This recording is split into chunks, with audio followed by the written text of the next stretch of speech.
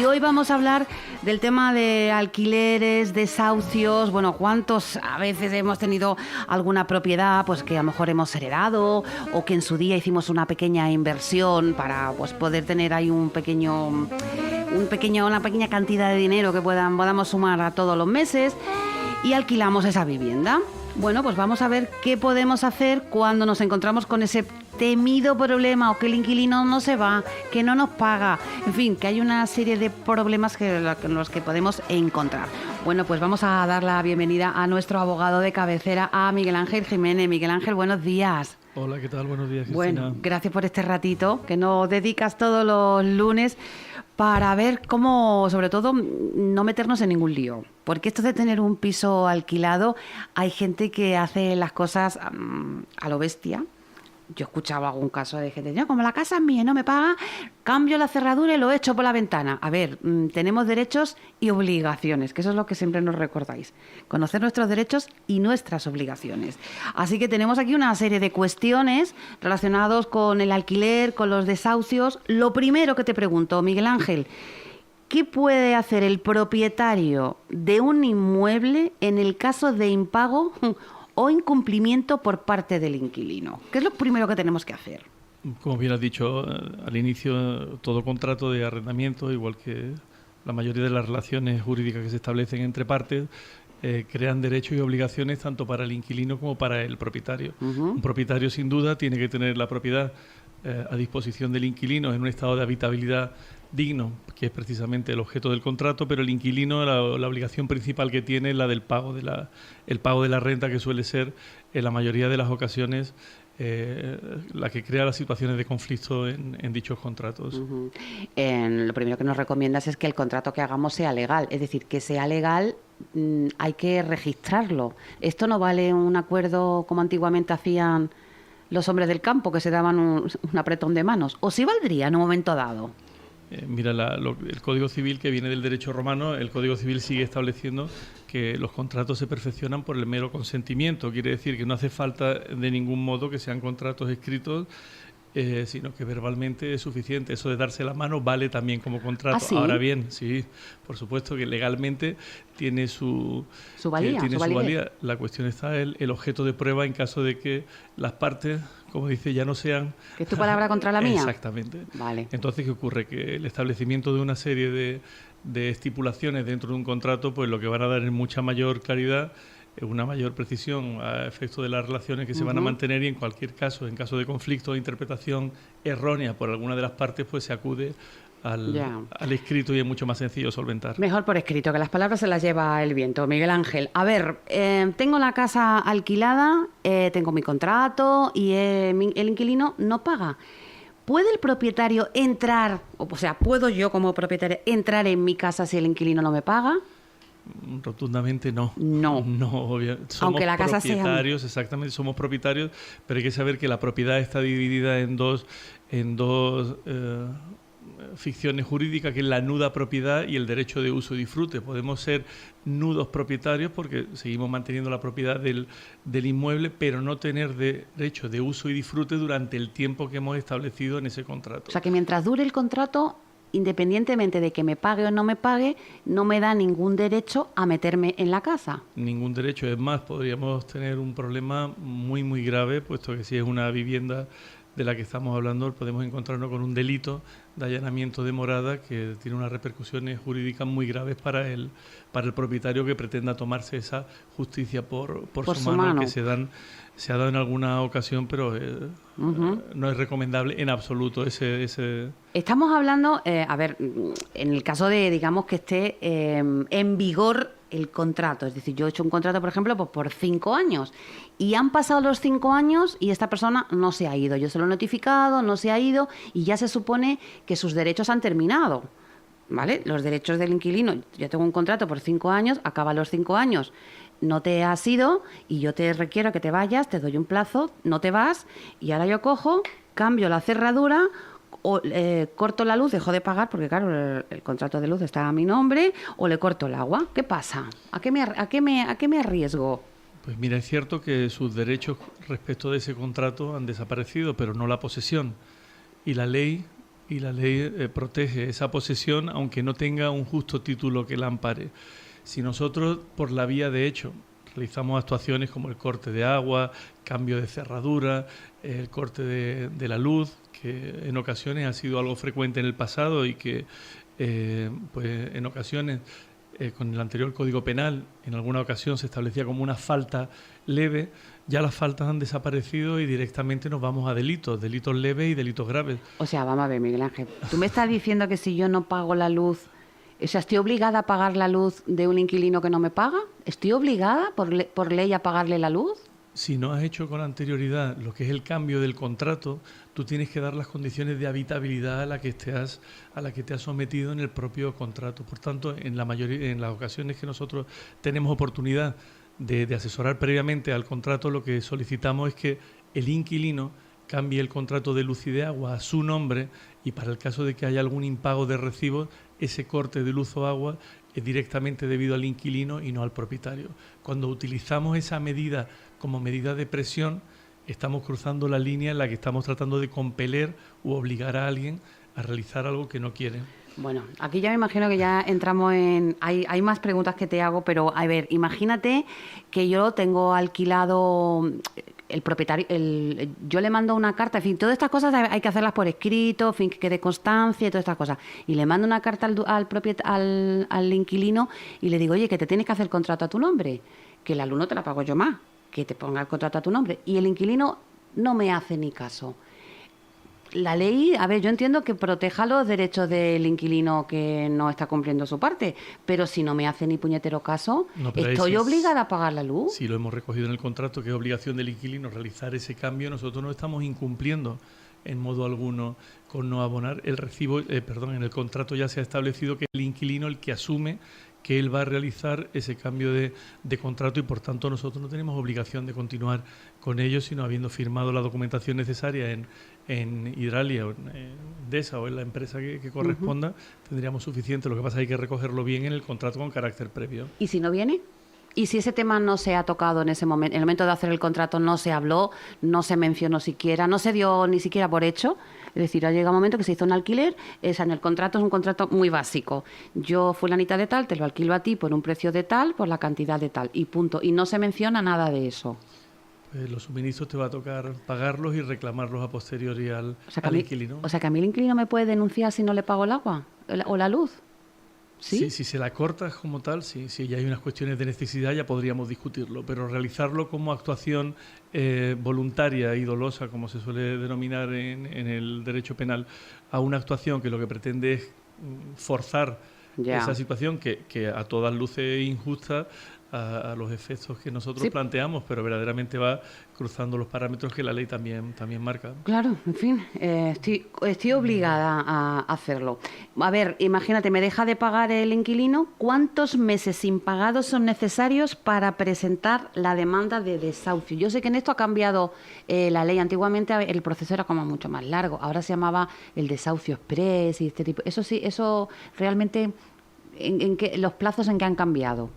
Pues todas las reformas que se han pretendido de la ley de enjuiciamiento civil, desde que en el 2000 realizaron esa gran reforma de la ley de enjuiciamiento civil, ha tenido otra reforma en 2013 y 2015 a efecto de los arrendamientos urbanos. Realmente lo que pretende es acelerar. A ver, espérate, que me están llamando, perdóname, sí, me sigue. Tratar de acelerar los trámites para que los procedimientos puedan dar satisfacción al propietario que ve conculcados los derechos que tiene con ese contrato. Ahora bien, no se establece una cantidad concreta de meses en los que tengas que esperar para ir contra el inquilino. Lo que pasa es que sí es recomendable que si te deja de pagar un mes, sobre todo a efectos de la figura de la enervación que se llama, es tratar de realizar a través de burofax, o sea, de un medio fehaciente que deje constancia del contenido de lo que está remitiendo, no basta una simple carta certificada, realizar un requerimiento al inquilino de que en caso de que no se ponga al día, vamos a iniciar los trámites pertinentes para resolver el contrato y desahuciarle de la propiedad. Si transcurren 30 días desde ese requerimiento hasta que nosotros presentamos la demanda, ya no podrá a posteriori, una vez que se le notifique la demanda, enervar, que significa pagar o ponerse al día. Es una es una figura que recoge la ley de enjuiciamiento civil, que en el caso de que te interpongan un recurso de una demanda de desahucio, tiene la oportunidad de enervar la acción. Significa que si debo un mes o 6, pago todas las cantidades que debo hasta ese momento y el contrato continúa, pero la ley solo te lo permite realizar una vez. La segunda Esto vez... es porque hay algún inquilino que él tiene un poquito de morro, te deja 3 meses de pagar, tú le mandas le prepara, o sea, buscas un abogado, te cuesta el dinero, le mandas el burofax y se va al juzgado, paga los 3 meses y luego vuelve otra vez a estar otros 3 meses. Y así te tiene mareado un montón de tiempo. Sí, es pero decir, si eso ocurre, si vuelve a ocurrir, ya no tiene oportunidad de enervar una segunda ocasión. con lo cual solamente se le permite una vez, pero a la segunda el proceso continuaría, ¿no? Exactamente. Eso es una de las novedades de la última... No, la de la enervación ya es un instituto que lleva... Ah, pues mira, ya no tenía ni idea, la verdad. Eso es uno de los pasos, ¿no? Avisar, uno del... Previamente, lo que es el requerimiento tenemos que realizarlo para evitar que luego puedan enervar en el procedimiento judicial. Generalmente lo recomendamos así, y desde luego el momento en que empieza a incumplir un inquilino, la inacción es la peor medicina que hay. Es cierto que puede tener unos costes un procedimiento judicial, pero el no iniciar el procedimiento judicial rápido sí que le va a asumir en una auténtica ruina al propietario, porque se pueden sumar muchos meses y los procedimientos, aunque se hayan acortado, siguen siendo, bajo nuestro punto de vista, excesivamente largos aún, aunque estemos hablando ya de unos meses. Uh-huh. ¿Y qué es un juicio de desahucio? Porque es un juicio. Sí, el juicio de desahucio viene recogido en la ley de enjuiciamiento civil. Además, como es por la materia concreta de que se trata, da igual que estemos hablando de un procedimiento de desahucio por una cantidad pequeña o una cantidad alta, va a ir siempre tramitada como juicio verbal, que es un juicio mucho más rápido que el juicio ordinario. Uh-huh. ¿Están obligadas ambas partes a presentarse? Bueno, la actora, en el caso de lo que es el titular de la vivienda, que sea el titular del contrato y pretenda iniciar la acción de desahucio, sí que está obligado en ese sentido a iniciar la actuación judicial, valerse de abogado y procurador, porque así también lo dice la ley. Y el inquilino, una vez que sea notificado de esa demanda, que va a ser una demanda que se le va a notificar con mucha rapidez en el domicilio en el que haya establecido que tiene esa residencia, y en caso de que no haya nombrado ningún otro domicilio de notificaciones, si no lo encontrasen allí, bastará la publicación en el tablón de anuncios, con lo cual lo que son las notificaciones iniciales pues se han acortado muchísimo. Uh-huh. Y a partir de ahí va a disponer de 10 días exclusivamente el inquilino o demandado en este caso para oponerse, en caso de que entienda que hay alguna causa de oposición, de que ha pagado las cantidades y ha habido un error bancario o el recibo lo tenía y no se acordaba el arrendador que se lo había pagado, que no suele ocurrir. Siempre y cuando sea la primera vez. Exactamente. Uh-huh. En esos 10 días podrá pagar lo que debe y enervar la acción. En caso de que no se lo hubiese requerido anteriormente y se le hubiese dado ese plazo de 30 días entre la notificación y la interposición de la demanda, y en caso de que no ocurra nada de ello, si no se opone, se paga o se allana, ya directamente se va a dar por terminado el procedimiento de desahucio. No va a haber vista, no va a haber juicio, sino que directamente el letrado de la Administración de Justicia, antiguo secretario judicial, es decir, no tiene que intervenir ni siquiera el juez, dictará un decreto que da fin al procedimiento de desahucio.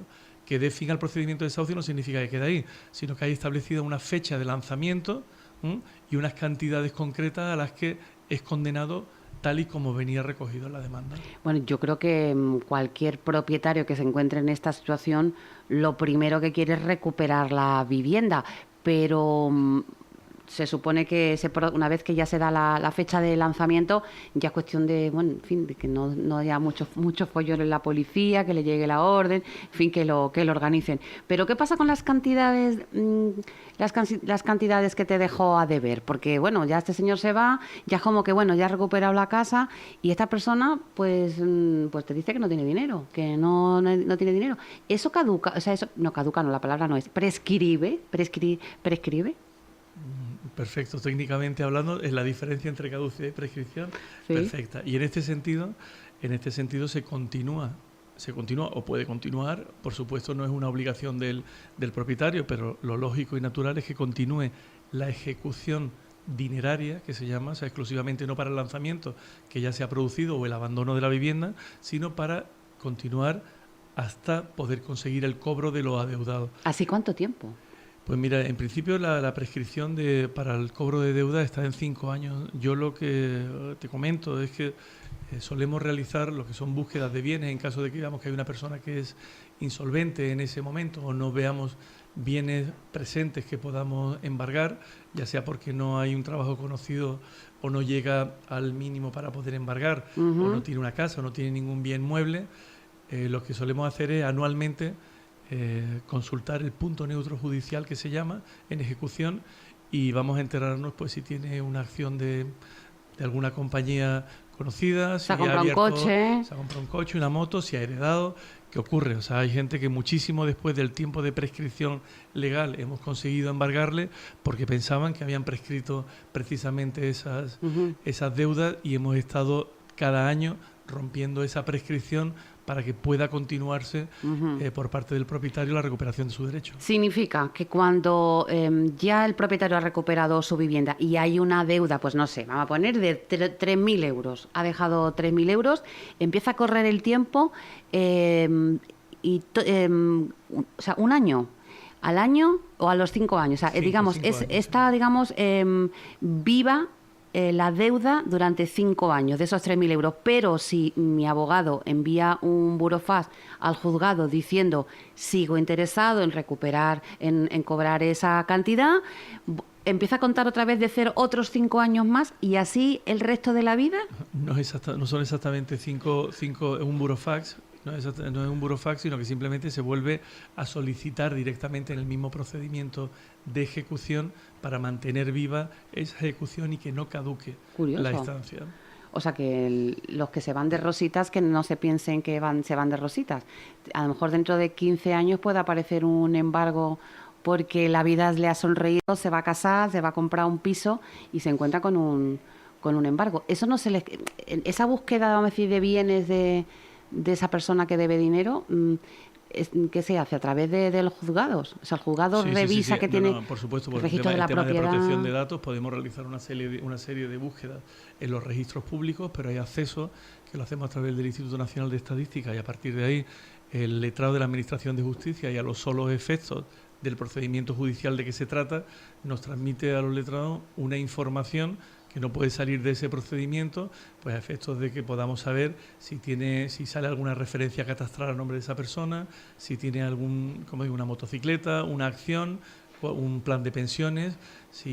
Como decía, en muchas ocasiones lo que ocurre es que hay personas que al final heredan... Un sueldo o tienen un trabajo. Por supuesto. O sea que si no pagan están condenados a vivir en negro toda la vida. Pues la verdad es que sí, hay personas que son muy jóvenes y empiezan a dejar auténticos agujeros que luego son difíciles de remontar. Aquí tengo yo una pregunta que no entiendo muy bien. Desahucio por precario. ¿Puede una madre instar juicio de desahucio por precario contra un hijo? Pues mira, ¿pero qué es desahucio por precario? Justamente tú antes comentabas esa posibilidad de que este señor que había iniciado un contrato de arrendamiento por el tiempo que se había establecido, cuando termina todas las prórrogas legales y se mantiene en contra de la voluntad del titular, habiendo sido notificado con el tiempo suficiente para que abandone la vivienda en el término en el que se había pactado, si se mantiene en ella, se mantiene sin ningún derecho en esa vivienda. Eso es precario. El que una persona está ostentando el uso de una propiedad sin tener derecho a ello. ¿Qué ocurre en este caso? Pues se tiene que instar igualmente un procedimiento de desahucio, pero no por falta de pago de renta, sino por precario. Ahora, este señor que se mantiene, que en muchas ocasiones se mantienen y están pagando lo que ellos entienden que es renta, no es renta, sino es una compensación por los daños y perjuicios que esta persona viene sufriendo. Entonces, bueno, esas son cuestiones ya más técnicas internamente, pero que desde luego el procedimiento por precario va a tener una línea de actuación muy similar a la del procedimiento por falta de pago. Te voy a pedir, Miguel Ángel, que te mojes un poquito. ¿Tú crees que la ley, a quién crees que protege más? ¿Al inquilino o al propietario? Un poco en general, aunque... Es decir, ¿a qué es más difícil defender? ¿A un propietario o a un inquilino? Depende de la situación, pero la pregunta, tal y como la planteas al principio, está claro que, y la última reforma aún más, se trata de de proteger al inquilino más que al propietario.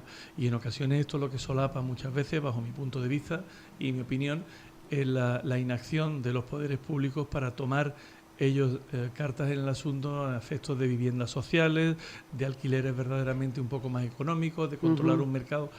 Ya parece que el que arrienda son todos fondos buitres. Toda persona que lleva toda la vida al final ahorrando para tener un apartamentito pequeño que le completa lo que es su pensión, pues tiene una cobertura mínima por parte de la ley, que efectivamente están aquí la legislación para que sea cumplida por todos, pero hay que cumplir unos trámites que en muchas ocasiones hay personas que están un año adicional sin cobrar una renta que para ellos es absolutamente vital también, y luego nos encontramos con que puede haber inquilinos que efectivamente luego sean insolventes durante, si no el resto de su vida, la gran parte de ella. Sí, es que antiguamente nos recomendaban nuestros padres, compra un piso que te guarde, para que luego en el futuro invierte, para que luego después, para vivir de las rentas y estas cosas, y ahora uno se lo debe pensar. Oye, si yo tengo alquilada una casa a una persona y pido el empadronamiento en esa vivienda y veo que hay 15 personas empadronadas y sospecho que esa persona tiene la casa realquilada, pero no lo puedo demostrar porque no me abren nunca la puerta. ¿Hay algún proceso? Es que yo hace tiempo me hablé un poco de ese tema y me dijeron que había que contratar un ¿cómo se llama? Un detective privado. Bueno. Porque esa persona no abre la puerta, pero hay como 15 personas empadronadas y nadie me quiere decir si un vecino, nadie quiere ir de testigo si esta persona está o no está. ¿Esto cómo se puede pelear para demostrar que esa persona tiene realquilada la vivienda? Por regla general, nosotros antes de iniciar un procedimiento para resolver el contrato por incumplimiento a efectos de que sea subarrendado a terceros, realizamos una diligencia preliminar que se llama para que se llaman a esas personas que están ahí para que se exhiba la documentación por la cual se han empadronado en ese... Que lo demuestren, que expliquen por qué están empadronados, ¿no? Que pueden no venir a esa diligencia preliminar, pero al menos nos abre la vía para que nuestro procedimiento judicial tenga una mejor digamos, tramitación. Hay que tener luego mucha paciencia y también dinerito, ¿eh? O sea, invertir un dinerito porque cuando yo entiendo también que bueno, pues puede haber situaciones en las que alguien que está alquilado no pueda pagar los gastos, sufragar los gastos, cumplir con su obligación, y bueno, yo creo que está también un poco en llegar a acuerdos. De lo que se trata también es que no abusen de nuestra confianza, ¿no? Totalmente. Que eso es fundamental, y siempre es bueno tener, siempre igual que tenemos un médico, ¿cómo era eso que decía que hay que tener? Un médico, un cura y un abogado. Nosotros tenemos el médico, lo tenemos, y el cura también, y el abogado, por supuesto, tenemos al mejor de la Costa del Sol, que es Miguel Ángel Jiménez, del bufete Jiménez y Asociado. Te agradezco, como siempre, que nos haya dedicado este ratito. Damos la oportunidad a nuestros oyentes, si tienen alguna consulta relacionada con este tema o cualquier otro tema, que nos lo pongan, nos lo hagan llegar a través de redes sociales, y nosotros se lo trasladamos a nuestro abogado para que lo estudie tranquilamente y nos diga, bueno, pues si es posible llegar a buen puerto con ello, ¿no? Te lo agradezco, Miguel Ángel. Gracias a ti, Cristina, por contar con nosotros. Y feliz semana. Igualmente. Muchas gracias.